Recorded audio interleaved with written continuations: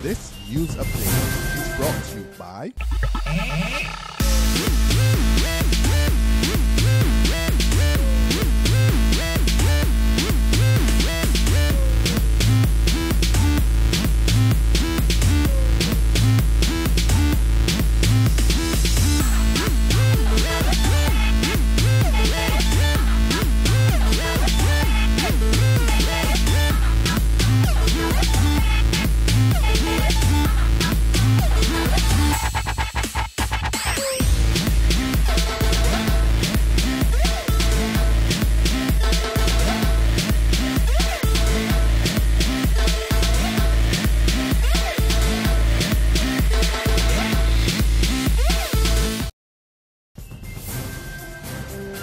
This is the 7 a.m. Barbados Today update for Wednesday, September 24th, 2014.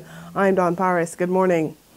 Police served notice that they're keeping an eye on what they deem a worrying practice by some companies. They say some businesses have been hiring security personnel with criminal records. Head of Community Policing, Station Sergeant Stephen Griffith, told a meeting with business officials last evening it's happening far too often and must be stopped.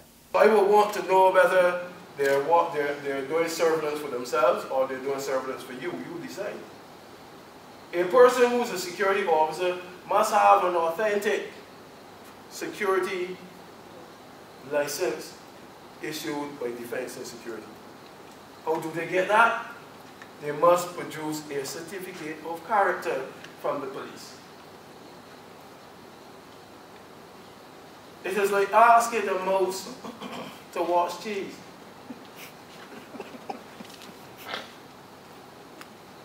And every day I go around and I see things like this happening. Meantime, Station Sergeant Griffith says the police is bracing for above-normal criminal activity this Christmas season due to increased unemployment in the country. But he's promising that police will fight back, and he urged residents to be on their guard. We don't want to say that people in Barbados live on the edge of criminality, but one must recognize that there are many persons who are out of work at this time. And it's going to be a challenging time for the Royal Barbados Police Force. We want to ensure that everyone is following best practices in terms of the way they handle their business, the way they handle their cash, the way they look after their homes, so that everyone feels safe in the present environment. It is expected that we will have a good holiday season, but however, we want to maintain that we don't want persons to let their guard down at any time, and that we want them to follow best practices as we continue to put out crime prevention tips to assist them during the period. Gunshot victim Dwayne Johnson is thanking God he's alive. The 34-year-old Ivy St. Michael resident was shot in a public service vehicle on September 5th during an altercation with another man. Johnson, who spent 7 days in hospital, admits he contributed to the row, but he says he's grateful for a second chance and he's hoping to be on his feet soon. Yes, I'm so thankful to be alive. Yes, very much so, because at one particular point in time, I thought I was over on the other side.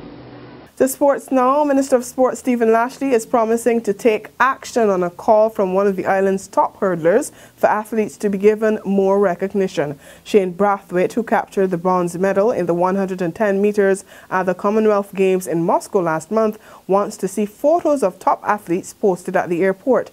Minister Lashley says he fully agrees, and he has instructed his ministry to hold talks with authorities at the air and seaports on the matter.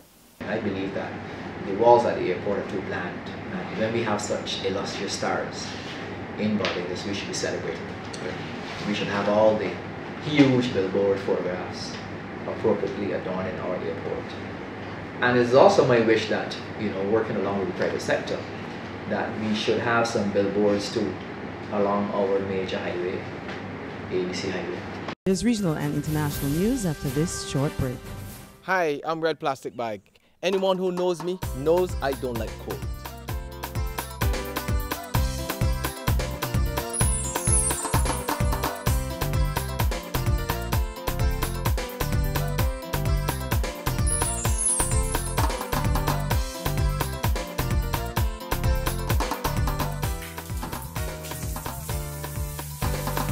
Sunshine reigns in my country. I love it.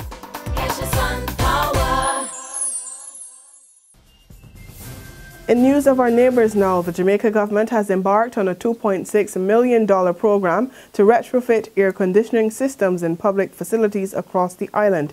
It's all in an effort to reduce the annual public sector electricity bill. The project, which is set to be completed by year end, should enable a 30% reduction of the $14 billion electricity bill within 4 years. And finally, on the international scene, the family of British hostage Alan Henning says they've received an audio file of him pleading for his life. And Henning's wife, Barbara, says ISIS continues to ignore their pleas to open dialogue. Henning, a taxi driver, was delivering aid when he was captured in Syria back in December. Meanwhile, President Barack Obama has hailed the support of Arab nations in airstrikes on ISIS militants, saying this is not America's fight alone. Activists say at least 70 ISIS militants and 50 other al-Qaeda-linked fighters were killed in the strikes against the Islamic State in Syria. We also took strikes to disrupt plotting against the United States and our allies by seasoned al-Qaeda operatives in Syria who are known as the Khorasan Group. And once again, it must be clear to anyone who would plot against America and try to do Americans harm that we will not tolerate safe havens for terrorists who threaten our people. I've spoken to leaders in Congress, and I'm pleased that there is bipartisan support for the actions that we're taking. America is always stronger when we stand united, and that unity sends a powerful message to the world that we will do what's necessary to defend our country. Over the next several days, I will have the opportunity to meet with Prime Minister Abadi of Iraq and with friends and allies at the United Nations to continue to building support for the coalition that is confronting this serious threat to our peace and security. And that's where we end our 7 a.m. Barbados Today update. You can join us again at noon. In the meantime, log on to www.barbadostoday.bb, subscribe to our e-paper and our email updates, and like us on Facebook. You can also catch us on Izumi Media in bus terminals or on Screenplay in supermarkets and gas stations near you to get all the latest news and sports. I'm Dawn Paris. Have a wonderful day. This news update is brought to you by